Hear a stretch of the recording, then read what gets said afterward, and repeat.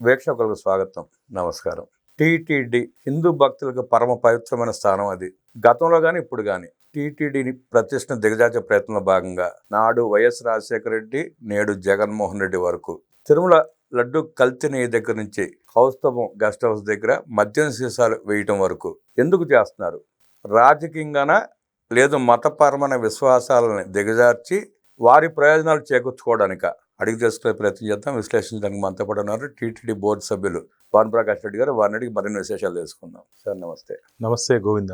TTD ప్రదర్శన మస్కబార్చే ప్రయత్నంలో భాగంగా లడ్డూ కల్తీ దగ్గర నుంచి కౌస్తభం గెస్ట్ హౌస్ దగ్గర మద్యం బాటిల్ వేసే వరకు వాళ్ళ ప్రభుత్వం అలా చేశారు, వాళ్ళ కుటుంబ ప్రభుత్వంలో కూడా అదే పందా కొనసాగిస్తున్నారు. వాళ్ళు దీని వెనక ఎవరు ఉంటుంటారంటారు? ఎందుకు వాళ్ళు అలా చేస్తున్నారు? రాజకీయ ప్రయోజనం అంటారా, లేదా మతపరమైన ప్రయోజనం కోసం అలా చేస్తున్నారా? టీటీడీలో ఏ చిన్న సంఘటన జరిగినా తాడేపల్లి ప్యాలెస్ నుంచి సిగ్నల్స్ రిమోట్లో వస్తున్నాయని చెప్పి భక్తులు భావిస్తున్నారు.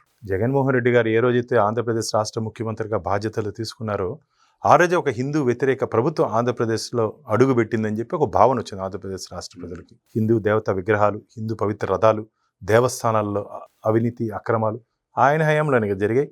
పూర్తిగా అవినీతికి క్యార్ ఆఫ్ అడ్రస్గా జగన్మోహన్ రెడ్డి ప్రభుత్వం 2019 నుంచి 2024 వరకు నిలిచిపోయింది. అందుకనే ప్రజల ఆగ్రహంతో పాటు వెంకటేశ్వర స్వామి ఆగ్రహం కారణంగా 11 స్థానాలకి పరిమితమైపోయాడు జగన్మోహన్ రెడ్డి. ఫ్యాన్ రెక్కలు ఇంచేశారు ఆంధ్రప్రదేశ్ రాష్ట్ర ప్రజలు. మాకు వద్దు ఈ ఫ్యాన్ అని చెప్పి ఇంచేశారు. ఇంకా బుద్ధి లేకుండా, సిగ్గు లేకుండా ఈ రాజకీయ నిరుద్యోగులు మమ్మల్ని రాజకీయంగా ఎదుర్కొనే ధైర్యం లేక, రాజకీయంగా ఎదుర్కొనే దమ్ము లేక భగవంతుని అడ్డం పెట్టుకొని గోశాల నుంచి గోవిందుడి వరకు అసత్య అబద్ధపు ప్రచారాలతో ప్రజల్లో ఒక భయాందోళనకు గురి చేయాలి, భక్తుల్లో ఒక భయాందోళనకు గురి చేయాలని చెప్పి ఒక దుష్ట దుర్మార్గపు ఆలోచనతో ముందుకు వస్తున్నారు. ప్రజలు ఎవరు దీన్ని నమ్మే పరిస్థితి లేదు.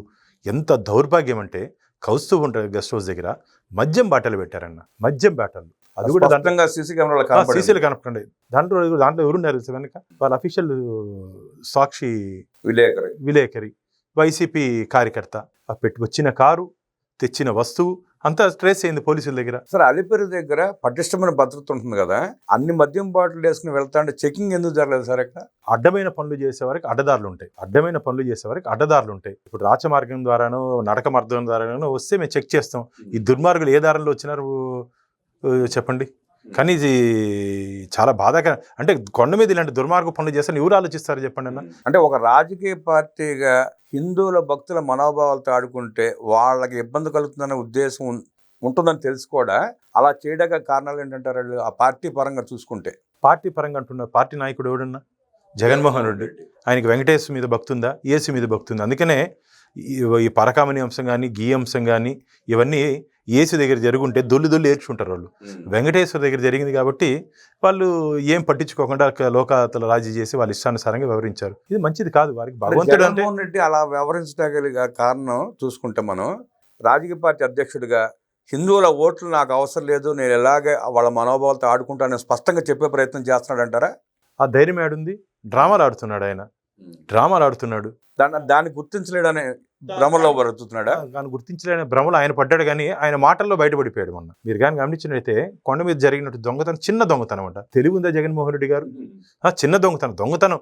వెంకటేశ్వర స్వామి హుండీలో ₹1 పడిన ఆస్తి వెంకటేశ్వర స్వామి.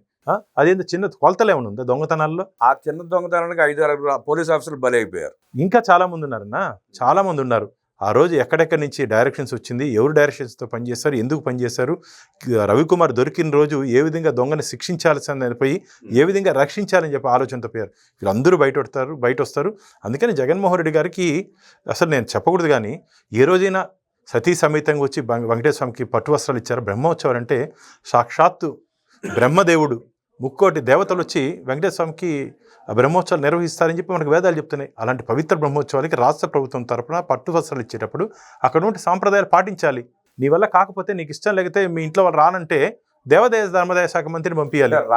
రాకపోయారు సార్. రాకపోవడం వల్ల ఇబ్బంది ఏం లేదు. దేవాదాయ ధర్మదాయ కానీ ఇంట్లో సెట్టింగ్ చేసుకుని కూడా మనోభావాలతో ఆడుకున్నాడు ఆయన. డ్రామాలు ఓటు బ్యాంక్ కోసం. ఓటు బ్యాంక్, హిందువులు ఓట్లు కావాలి, హిందువుల మనోభావాలు అవసరం లే.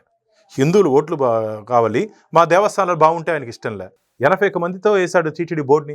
ముఖ్యమంత్రి అయిన తర్వాత 81 మంది అసలు నేను హైకోర్టుకు పోతే 52 మంది సస్పెండ్ చేశారు. నేను ఒకటే చెప్పాను ఆ రోజు, నీకు ఏదైనా తాడేపల్లి ప్యాలెస్లో ఏదైనా గుడి ఉంటే 80 మంది కాబట్టి 800 మంది వేసుకో. మన దేవస్థానం తిరుమల తిరుపతి దేవస్థానం ప్రపంచంలోనే అతిపెద్ద హిందూ దేవస్థానం, హిందువులకు ఆరాధ్య దైవం వెంకటేశ్వర స్వామి. ఆయనతో ఆడుకుంటావా? ఆయనతో ఆడుకున్నావు కాబట్టి ఆయన నీతో ఆడుకున్నాడు.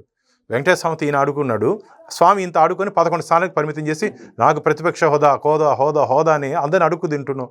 కానీ గమ్మత్తు ఏంటంటే సార్, ఇక్కడ 11 సీట్లు ఇచ్చినా 38% ఓట్లు వచ్చినాయి. ఆ 38%లో ఆయనకు అనుకూలమైన కొంతమంది తప్ప మిగతా వాళ్ళంతా కూడా మరి హిందువులే ఓట్లు వేసినాడంతా. వాళ్ళందరూ ఇవన్నీ గమనించట్లేదంటారా? ఖచ్చితంగా ఇప్పుడు గమనిస్తున్నారు. ఆ రోజు ఇస్తున్న వాటిలో 38% కూడా భవిష్యత్తులో వచ్చే అవకాశం లేదు.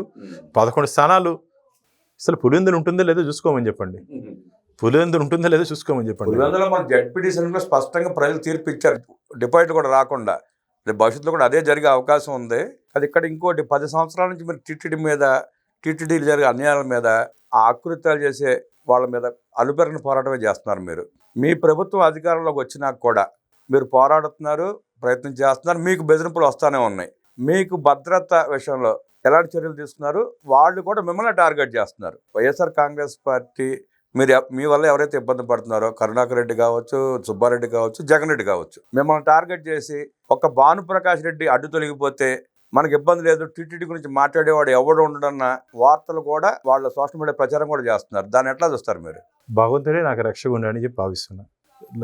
అనాథ రక్షకుడు, కోట్లాది మంది హిందువులకు ఆరాధ్య దైవం అంటే వెంకటేశ్వర స్వామి నాకు రక్షకుడు అని చెప్పి భావిస్తున్నా.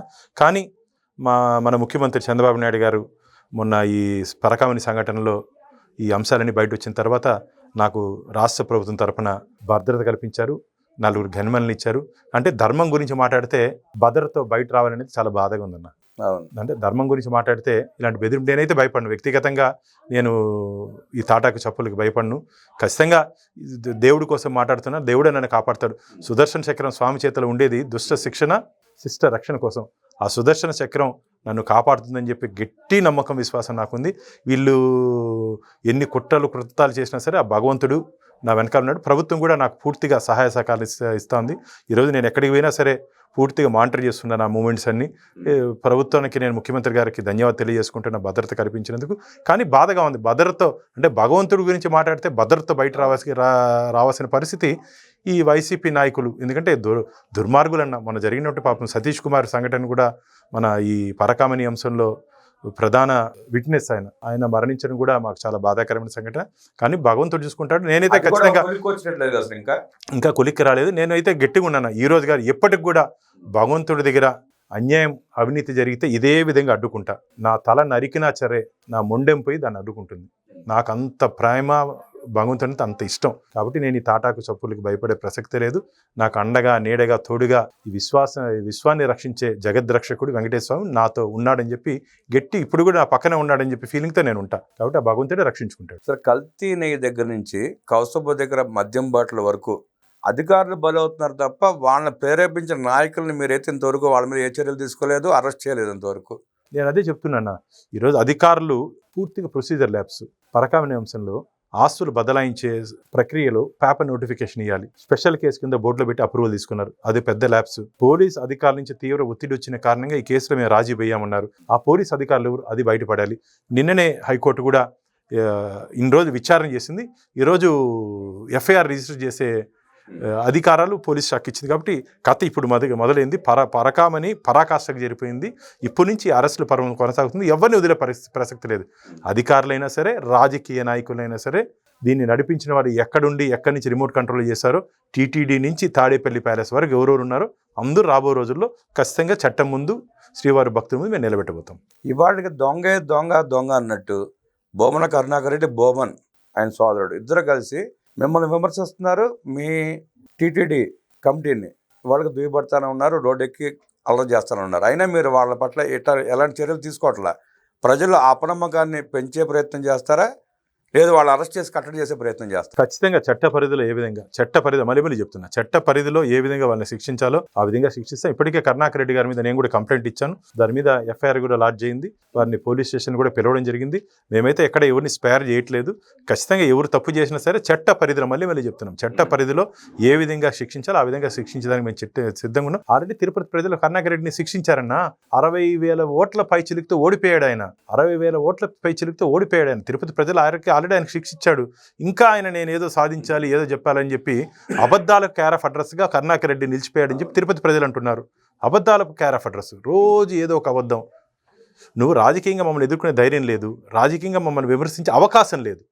ఎందుకంటే మా ప్రభుత్వం, మా ఎన్డీఏ కూటమి, చంద్రబాబు నాయుడు గారు కానీ, పవన్ కళ్యాణ్ గారు కానీ, మాధవ్ గారు కానీ, మేము ప్రజల ఇష్టాలు, ప్రజల కష్టాలు తెలుసుకొని ముందుకు పోతున్నాం. కాబట్టి రాజకీయంగా మమ్మల్ని ఎదుర్కొనే ధైర్యం లేక వెంకటేశ్వర స్వామి క్షేత్రం, ఎందుకంటే ధార్మిక క్షేత్రంలో ఏదన్నా చేస్తే ఫోకస్, మీరు కానీ దేవుడి గురించి మాట్లాడితే ఇమీడియట్గా హెడ్లైన్స్ వస్తుంది. కాబట్టి వార్తల్లో హెడ్లైన్స్ కోసం, పేపర్లో హెడ్లైన్స్ కోసం మాట్లాడుతున్నారే తప్ప ఆధారాలతో వాళ్ళు మాట్లాడట్లేదు. నేను ఒకటే చెప్తున్నా, కింద నుంచి ఆకాశానిపై ఉమ్మితే వాళ్ళ మీదే పడుతుంది. ఆ పని వాళ్ళు చేసుకుంటున్నారు. ఇంకా ఇలాగే చేస్తే ప్రజలు తరిమే రోజు దగ్గరలోనే ఉంది. నాడు అలిపిరి ఘటనలో చంద్రబాబు నాయుడు గారిని ఆ దేవదేవుడు కాపాడుకున్నట్టు టీటీడీలో జరుగుతున్న ఆకృత్యాలని, దోపిడీలను బయటపెట్టి వారికి నిద్ర లేకుండా చేస్తున్న భానుప్రకాష్ రెడ్డి గారిని కూడా ఆ దేవదేవుడే కాపాడుకోవాలని కోరుకుంటూ ధన్యవాదాలు. నమస్కారం.